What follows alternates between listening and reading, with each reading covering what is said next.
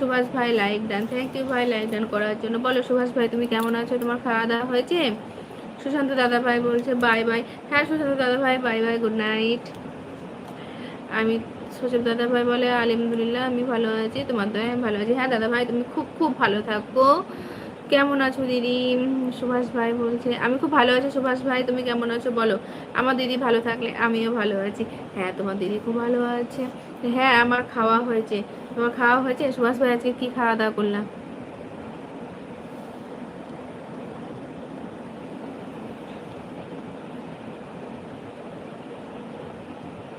আমি তো রাতের খাবার এই মাত্র খাবার খেয়েছি, তাই বলছি তোমাকে। ও তুমি এইমাত্র সবে খাবার খেয়েছো? না, আমার অনেকক্ষণ খাওয়া দাওয়া হয়ে গেছে দাদা ভাই, খাবার দাবার হজমও হয়ে গেল।